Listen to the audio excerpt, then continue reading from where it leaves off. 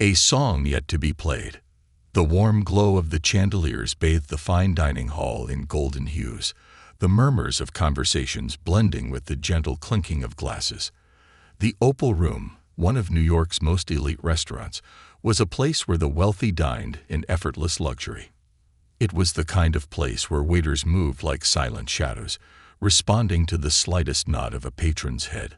Among them was Naomi Carter, a 26-year-old waitress with steady hands and quiet grace. Her uniform, a crisp black and white ensemble, was pressed to perfection, her hair tied neatly into a bun.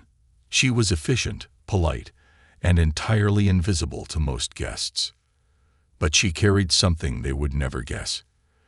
Behind her practiced smile and the careful way she balanced champagne flutes on silver trays, Naomi held within her a symphony of unplayed songs.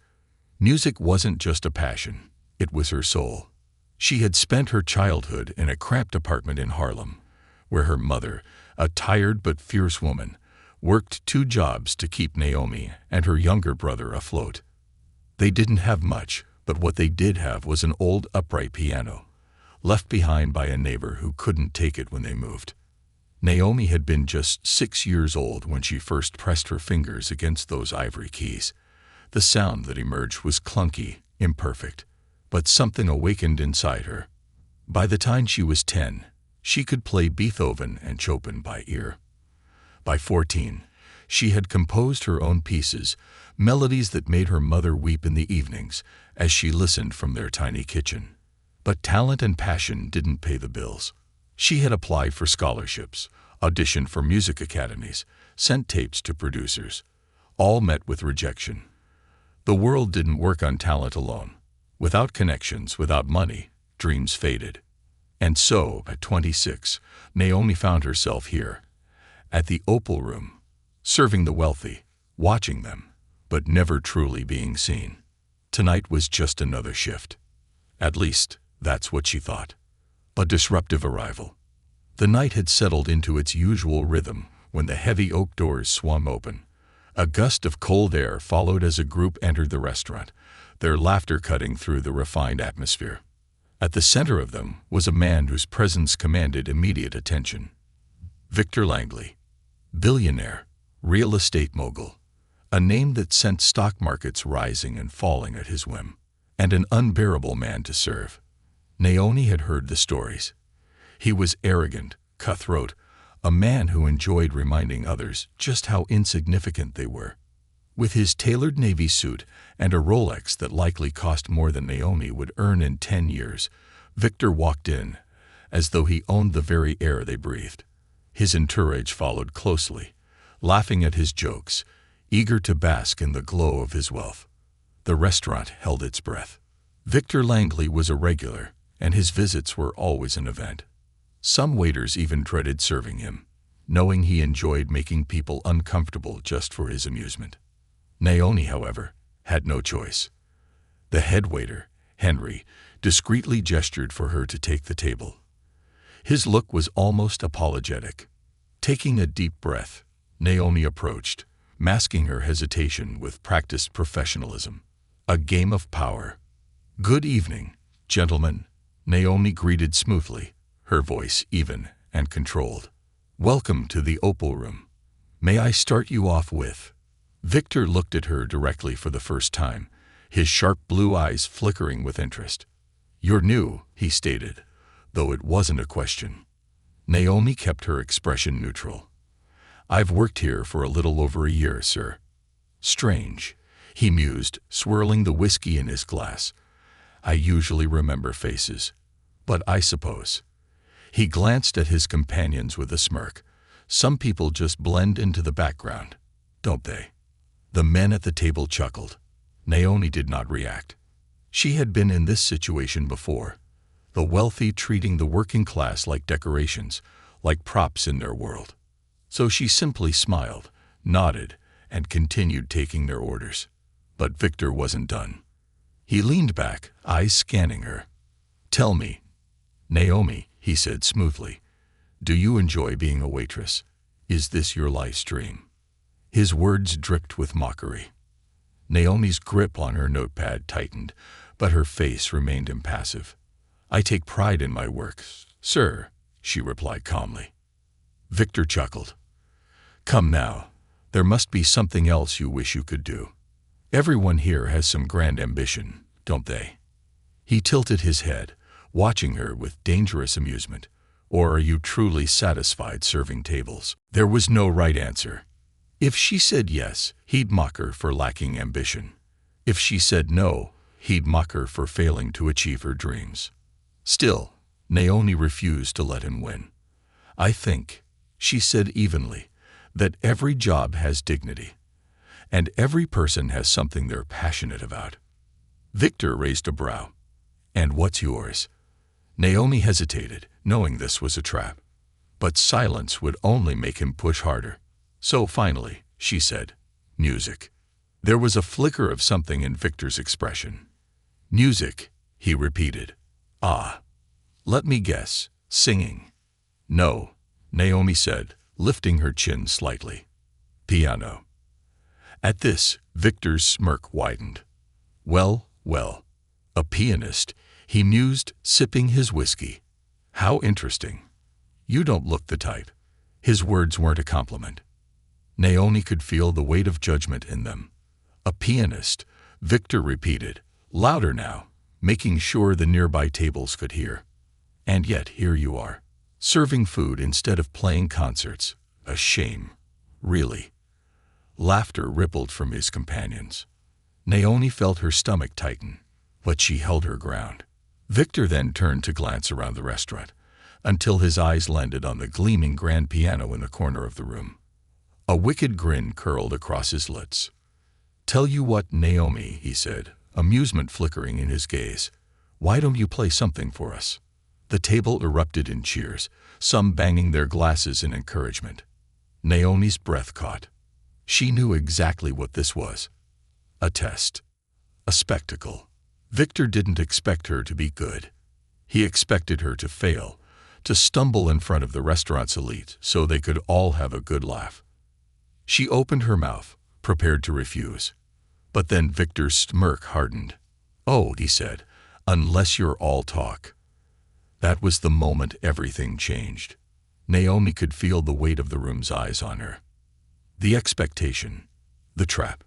She could walk away, let them win. Let them keep believing she was nothing more than a waitress.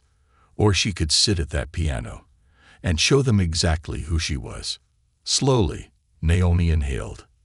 Then, with a steady voice, she said, "Fine, I'll play."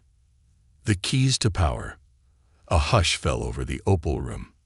Naomi Carter stood rooted to the spot, the grand piano looming in her peripheral vision, like a dare she wasn't sure she wanted to take. Victor Langley's smirk remained fixed in place, his fingers lazily tapping against the rim of his whiskey glass. His entourage watched expectantly, their amusement barely contained. The trap had been set. This wasn't a genuine invitation to share her talent.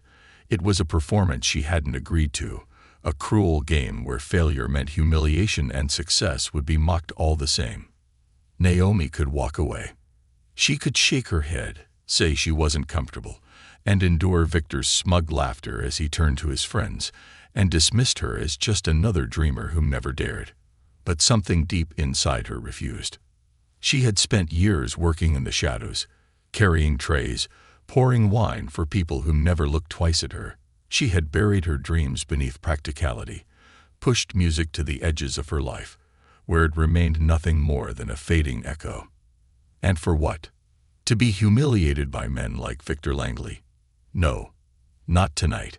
Naomi lifted her chin, her fingers curling into her palm as she exhaled a slow breath. "All right," she said evenly. "I'll play." A ripple of surprise flickered across Victor's expression, but it was quickly replaced by something sharper. Interest.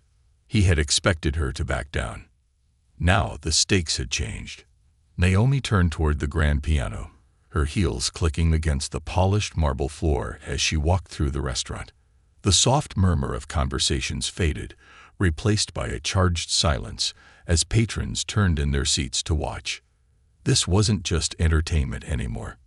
It was a moment, a seat at the grand stage, Naomi reached the grand piano, running her fingers lightly over the smooth mahogany surface. The instrument was exquisite, a masterpiece of craftsmanship, its keys gleaming under the dim, ambient light. She had never played a piano this fine before. Her own was a battered upright, its sound slightly off due to decades of wear. But this was perfection. The kind of piano played in concert halls, under chandeliers that glittered like captured stardust. Naomi's pulse thrummed. For a fleeting second, doubt whispered in her mind. What if you mess up? What if your fingers stumble? What if this is the moment they all laugh? She closed her eyes. And then, with steady fingers, she pressed the first note. The music awakens. A soft, lingering E minor filled the air. The sound was warm, full, carrying across the silent restaurant like a pulse through the dark. Naomi's hands moved slowly at first, testing the weight of the keys, feeling the piano respond beneath her touch. Her heartbeat steadied, sensing with the rhythm, as she transitioned into the next chord. Then the melody began. A slow, haunting introduction that sent shivers through the air. It wasn't a famous classical piece. It wasn't a jazzy lounge tune. It was something else entirely, something of her own making.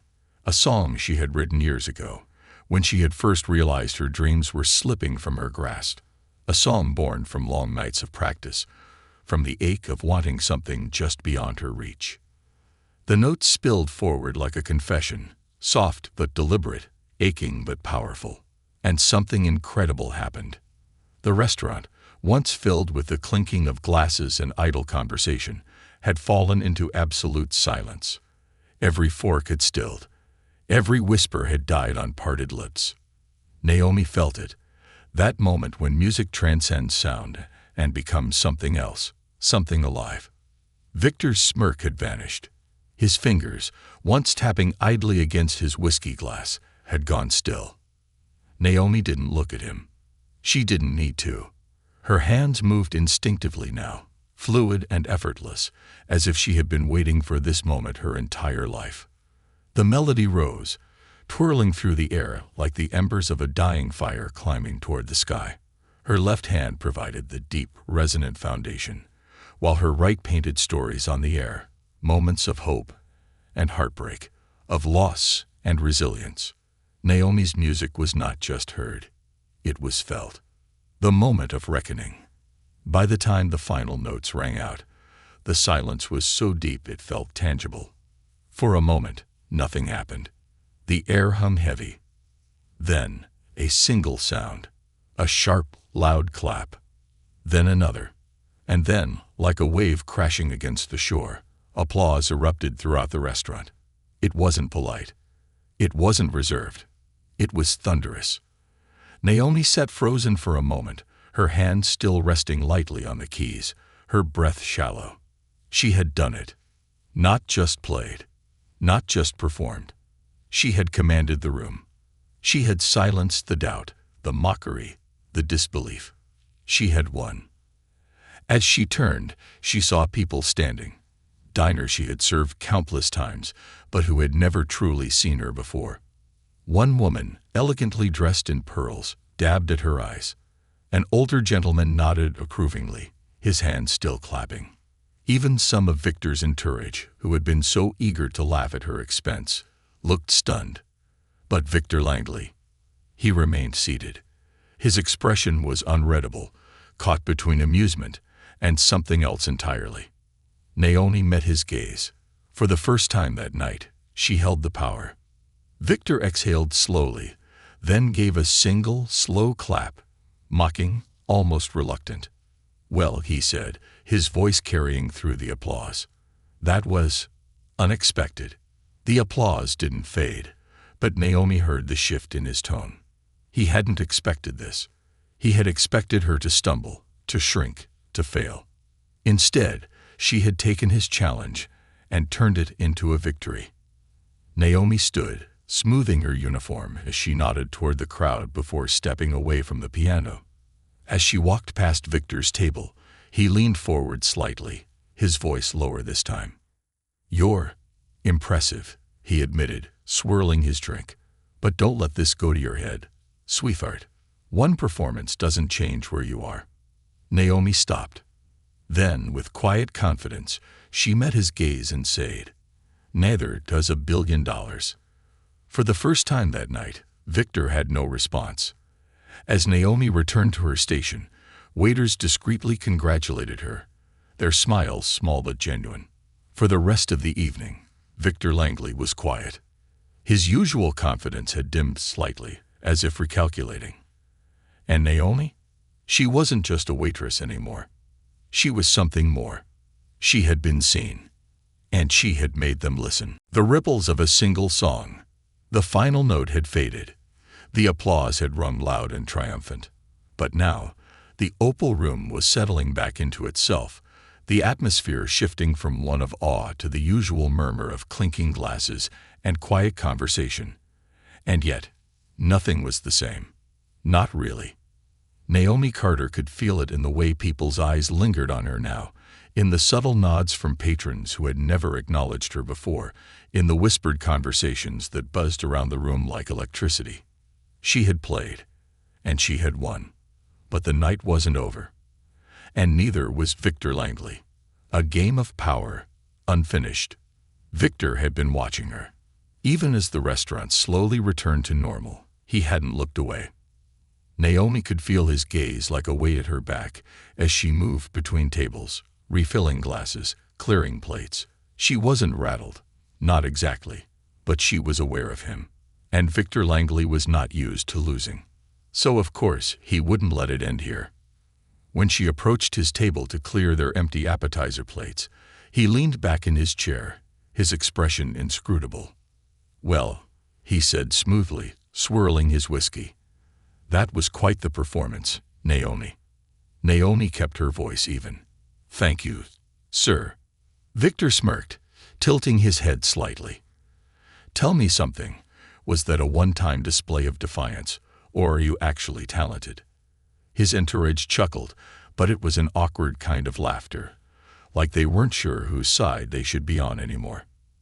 Naomi didn't hesitate. She met his gaze directly. Talent doesn't disappear just because you weren't expecting it. The smirk flickered, just for a second. Then he chuckled, shaking his head. "You're sharp," he mused. "I'll give you that." She said nothing, simply gathering the empty plates. But before she could step away, Victor spoke again. "I have a proposition for you." Naomi's hand stilled. She knew this was coming. Victor Langley was a man who always had the last word. If he had been embarrassed, even momentarily, he would find a way to rewrite the story so that the power remained his. So she waited. Victor leaned forward, resting his elbows on the table. "I have a private event tomorrow evening.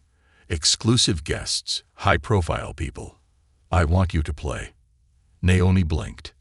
Play? For Victor Langley. The idea was ridiculous, insulting even. And yet, she didn't respond immediately, and Victor took that as interest. "Consider it an opportunity," he continued. "I doubt many people in your position get offers like this." There it was. The arrogance. The assumption that he was doing her a favor. Naomi looked at him for a long moment, then said, "And what exactly do I get out of it?" Victor raised an eyebrow, intrigued by her boldness. "Connections. Attention. People who actually have the power to get you out of this place." Her fingers tightened slightly around the tray. She hated how much sense it made. Victor Langley's name opened doors, whether she liked it or not. And this world was built on connections. She had spent years trying to claw her way into the music industry, sending demo tapes into the void, hoping for a break that never came. Now, here was a man offering her an opportunity. But at what cost? She knew what this was. He wanted her there because she was a story now. The waitress who had surprised the elite with her talent. And Victor wanted control of the narrative. Naomi studied him carefully. "If I play," she said, "I'm playing for me, not for your amusement." Victor's lips twitched. Fair enough. There was a pause, a standoff between two very different kinds of power. Then Naomi made her choice. "I'll think about it," she said, before turning and walking away. And for the first time since she'd met him, Victor Langley had to wait. The offer weighed heavy. Naomi tried to shake the conversation from her mind, but it clung to her like static electricity. She finished her shift, collected her tips, and stepped out into the crisp New York night. The cool air bit at her skin, but she welcomed it. She needed clarity. She walked the familiar path home, past the glowing marquees of Broadway theaters, the faint hum of music spilling from bars and jazz clubs. This was her world, and yet she was still stuck on the outside, looking in. When she reached her small apartment, she locked the door behind her and went straight to the old upright piano sitting against the far wall. It wasn't beautiful, like the one in the Opal Room, but it was hers. She ran her fingers over the keys, breathing in the faint scent of old wood and dust. She had taught herself on this very piano, and now she was being asked to perform for some of the most powerful people in the city. Her fingers hovered over the keys. She had spent so many years fighting to be heard. Now the question was, did she trust the person offering her the stage? A visit from the devil himself. The answer came knocking sooner than expected. The next afternoon, while Naomi was sipping coffee and staring at the ceiling, her phone buzzed. It was Henry, the head waiter. "Come to the restaurant. Now." Naomi frowned. She almost ignored the message. Then came a second one. "Victor Langley is here, asking for you." Naomi's stomach tightened. This man was not patient, and he was not going to let her decision be made on her own terms. With a sigh, she grabbed her coat and left. The second meeting. By the time she reached the Opal Room, it was still early, not yet open for dinner. The staff was setting tables, preparing for another night of catering to New York's elite. And at the bar, sitting as if he owned the entire world, was Victor Langley. He was nursing a glass of scotch, his suit flawless, his posture relaxed. But Naomi could tell. He was waiting for her. She approached with careful steps, stopping just before him. "You're persistent." Victor looked up, amused. "I don't wait for things I want." Naomi crossed her arms. "You're not used to hearing 'I'll think about it,' are you?" His lips quirked. "Not really, no." She sighed, shifting her weight. "Why do you care so much about whether or not I play at your event?" Victor studied her for a moment, as if deciding how much truth to give. Then he said, "Because power is a game. And you're a wild card. People love a good story. I just happen to be in the business of writing them." There it was. Victor Langley wasn't offering her a chance out of generosity. He was investing in a story. Naomi could walk away. She could refuse. Or she could step onto the stage and take what she had fought for all these years. A long silence stretched between them. Then finally, Naomi exhaled. "Fine," she said. "I'll play." Victor's smirk widened. And just like that, the game had begun. A stage set for power. A deal with the devil. Naomi Carter had made her decision. She would play. Not for Victor Langley, not for his elite guests. She would play for herself. But as she left the Opal Room that afternoon, walking out into the hum of the city, she couldn't shake the feeling that she had stepped into something much larger than herself. Victor Langley didn't just offer favors, he played games, and Naomi had just agreed to be a piece on his board. The question was, could she outplay him? The venue of the gods. The event was set for Saturday night, only 2 days away. Naomi expected a private club, maybe a penthouse with a grand piano, some expensive whiskey, and a handful of elite socialites. What she didn't expect was the Olympus Room. It was one of the most exclusive venues in New York, reserved for the untouchable elite. A private space where deals were made, where fortunes were built and destroyed over a single handshake. The kind of place where a nobody like her would never be invited. And yet here she was. Naomi arrived early, stepping out of the cab to find a building so luxurious it looked like it had been carved out of old money itself. Tall marble pillars, glistening chandeliers visible from the windows, a valet service where the cars were lined up like a showroom for the gods. She inhaled deeply. This was not her world. But that didn't mean she couldn't conquer it. She squared her shoulders and walked inside. The arena of kings and queens. The moment she stepped through the doors, the air changed. Soft classical music drifted through the space, mingling with the quiet laughter of Manhattan's elite. Men in tailored suits, women in dresses that cost more than Naomi's yearly rent. The opulence was almost overwhelming, and in the middle of it all, Victor Langley. He was already holding court, lounging with effortless ease, sipping whiskey, surrounded by people who hung on his every word. When he saw her, his smirk deepened. "Ah," he said, setting down his drink. "The star of the evening." Naomi held his gaze. "I wasn't aware I was the entertainment." Victor chuckled. "You're not. You're the test." She raised an eyebrow. "A test for who?" He didn't answer right away. Instead, he gestured to the gleaming black grand piano in the center of the room. For a moment, Naomi's breath caught. It was beautiful. A Steinway, the kind of instrument only the greatest pianists in the world played. And tonight, it was hers. Victor stepped closer, lowering his voice so only she could hear. "This room is full of people who think they own the world," he murmured. "They build towers, control markets, decide who succeeds and who fades into obscurity." He tilted his head. "Let's see if you can make them listen." There it was. The challenge. The trap. Naomi exhaled slowly. Then, without another word, she walked to the piano. She didn't need Victor's approval. She didn't need anyone's permission. She only needed the keys beneath her fingertips. When the music speaks, the world listens. The room didn't go silent immediately. At first, people barely noticed as she sat down, their conversations continuing in hushed tones. Naomi let her hands hover over the keys, taking one last breath before she pressed the first note. A soft, lingering C minor filled the space. It was a mournful sound, deep and full of something undeniable. Conversations hesitated. Then, Naomi began to play. It was unlike anything the room expected. She didn't play a classic. She didn't play jazz or cocktail music. She played her own song, a piece she had written in the small, dim apartment where she grew up. A melody born from long nights of hope and frustration, from the feeling of knowing she had something inside her, something too big for the world to ignore. The sound swelled, filling the space with something raw, something pure. And slowly, the noise died. The conversation stopped. One by one, the room turned to face her, because this was not background music.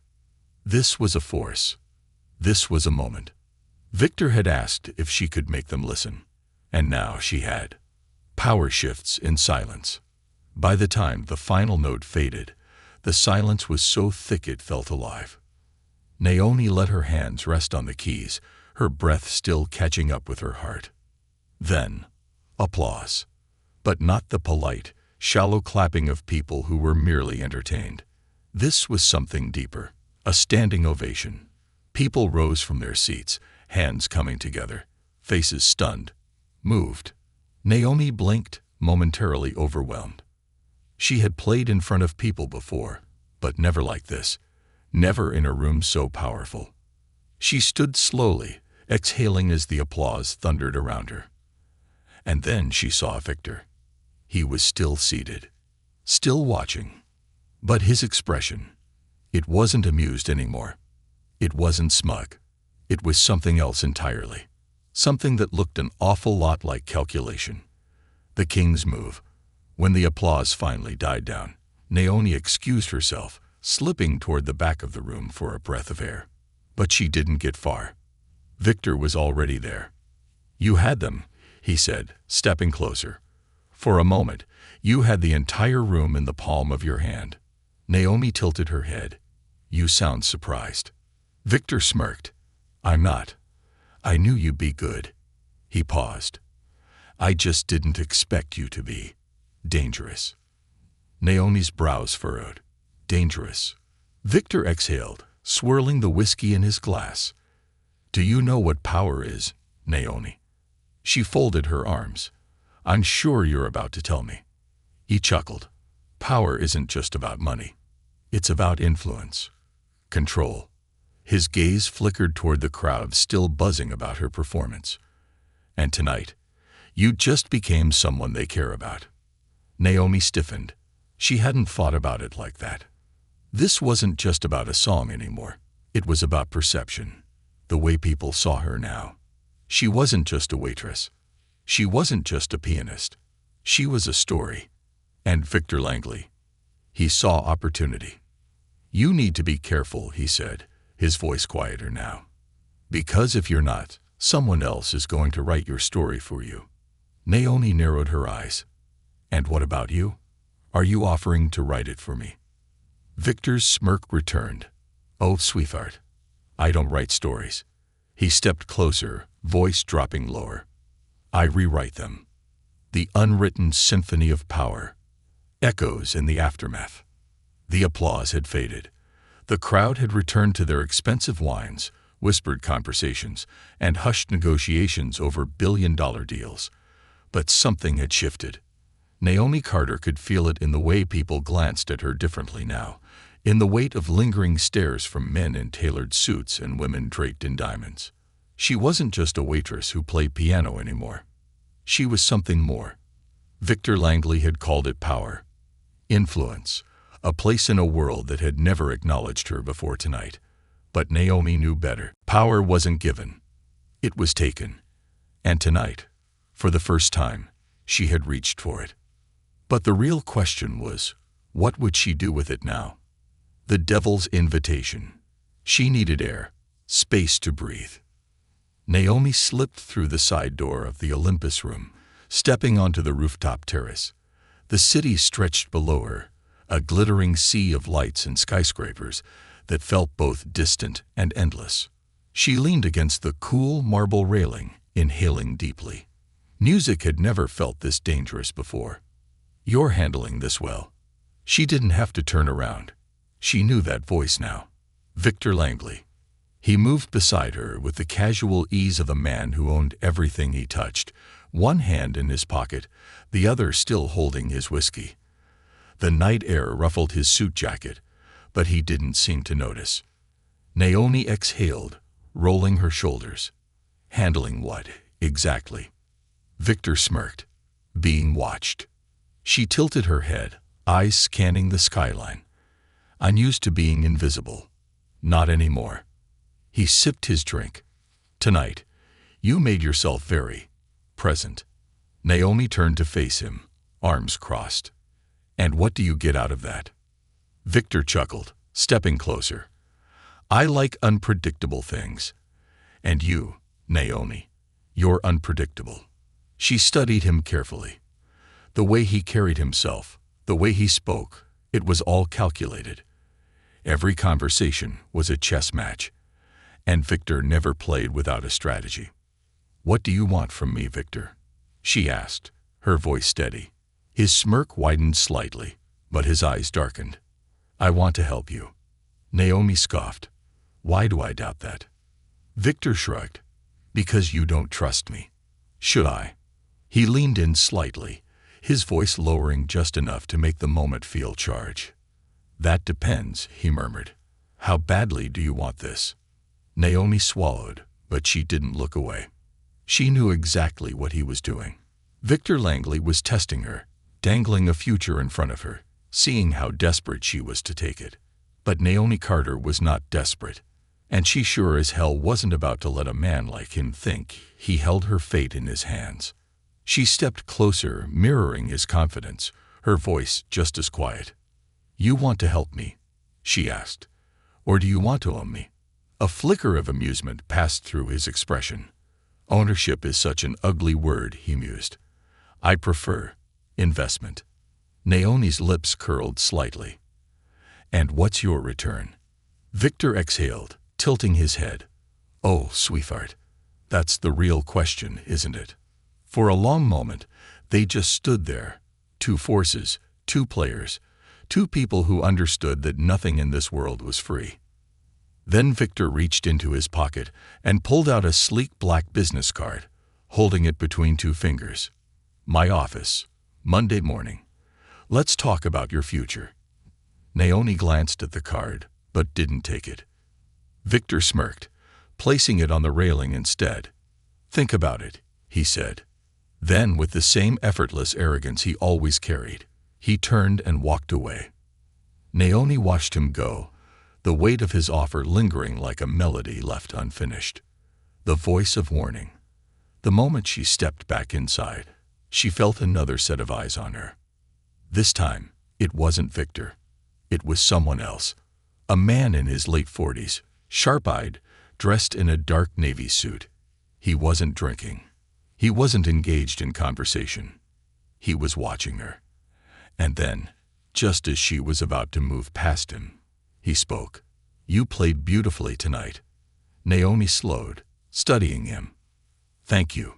The man gave a polite nod, but his expression was unreadable. I've seen Langley pull a lot of people into his world. He paused. Most of them don't realize what they've signed up for until it's too late. Naomi's pulse ticked upward. She didn't know who this man was, but something about the way he said it, so calm, so certain, made her uneasy. Who are you? She asked. He reached into his pocket and handed her his business card. Ethan Monroe, CEO, Monroe Media Group. Naomi blinked. A media mogul, one of the biggest names in entertainment. Ethan Monroe gave her a knowing look. Be careful, Naomi. Then, without another word, he walked away. The crossroads of fate. Naomi sat in her apartment that night, staring at the two business cards on her table. Two men, two doors, two paths that led to very different futures. Victor Langley, a power broker who played by his own rules. Ruthless, calculated, dangerous. Ethan Monroe, a man with power in a different way, one who had just given her a warning instead of an invitation. And then there was a third option. No one. No deals, no powerful men offering paths forward. Just her, her music, and whatever future she could carve out for herself. The problem. She wasn't sure if she had time to take the slow road anymore. Naomi exhaled sharply, running a hand through her hair. The game had begun, and she had to decide how she was going to play it. A symphony of power. The decision. Naomi Carter sat in her apartment, staring at the two business cards on the table. Two paths. Two men. Two versions of her future. The weight of the decision pressed on her chest, like an iron key waiting to turn the lock on her fate. Victor Langley, ruthless, ambitious, and a man who made things happen. He saw her as a story, a wild card he could shape to his advantage. His world was built on power, and if she played by his rules, she could rise faster than she ever dreamed possible. Ethan Monroe, one of the most powerful men in media. He had given her a warning, not an offer.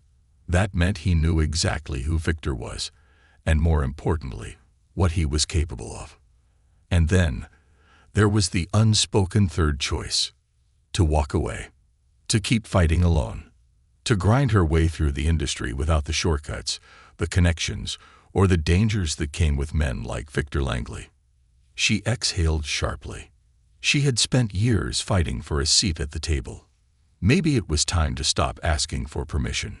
Maybe it was time to take the damn chair. The meeting with the devil. Monday morning.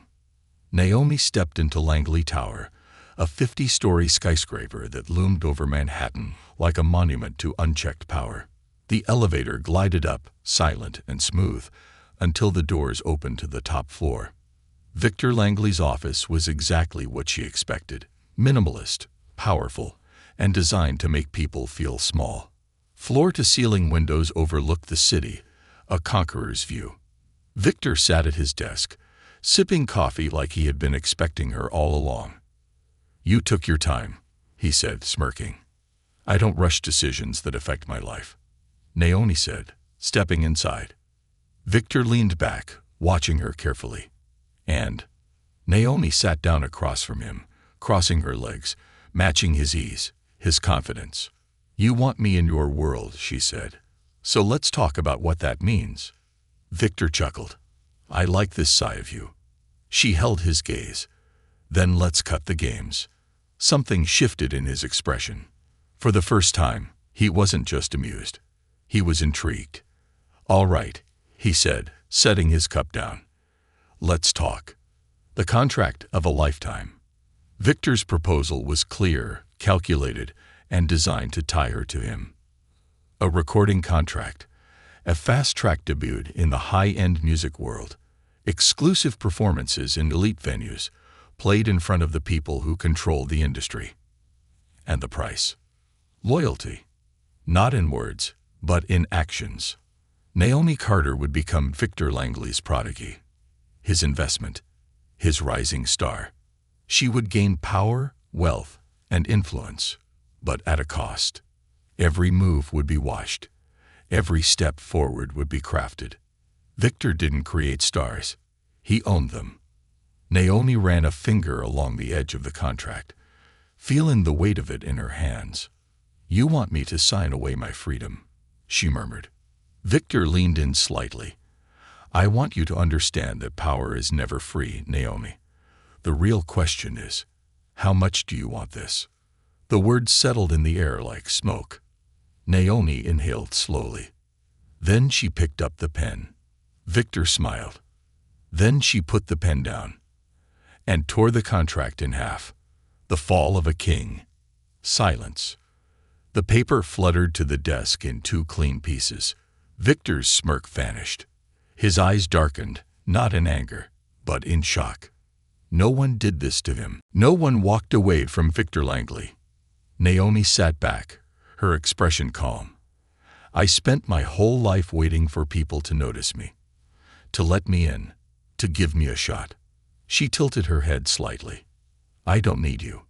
Victor's fingers tightened slightly on the desk. "That's a bold move." Naomi exhaled, standing. "No, Victor." She leaned in, just enough to make sure he understood. "This is power." And with that, she turned and walked out. The rise of Naomi Carter. The aftermath was immediate. Victor Langley's name carried weight, and he didn't take rejection lightly. Within days, industry whispers spread. Calls to agents went unanswered. Studio doors that had cracked open were suddenly shut. He was shutting her out, trying to remind her who controlled this world. But what Victor hadn't counted on was that Naomi had already made her next move. She called Ethan Monroe, the media mogul who had warned her about Victor. Ethan had watched how she handled herself that night at the Olympus Room. And more importantly, he had watched how she walked away from Victor Langley. "You made the right choice," Ethan had said over the phone. "And now, it's time for you to make your own rules." 2 weeks later, Naomi sat in a new office. This one wasn't built on control, but creation. Ethan Monroe wasn't offering ownership. He was offering resources, a studio, a producer, a real career on her own terms. She took it. And when her first single dropped, it wasn't in a room full of billionaires sipping whiskey and placing bets on her future. It was in a stadium full of people who had been told they would never make it. People like her mother, her brother, the waiters and servers who had been ignored all their lives. People who, for the first time, felt seen. The final note. Naomi Carter didn't become a star because Victor Langley picked her. She became a star because she picked herself. She never set foot in the Opal Room again. She never heard from Victor Langley again, either. But she imagined him sometimes, sitting in his cold glass office, staring out at a city that had forgotten his name. Because, in the end, Naomi Carter had done what he never expected. She had written her own story. And the world had listened.